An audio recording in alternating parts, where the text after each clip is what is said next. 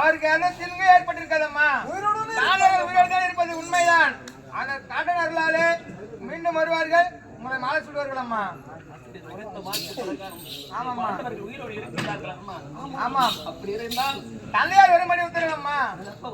ஆமாம்.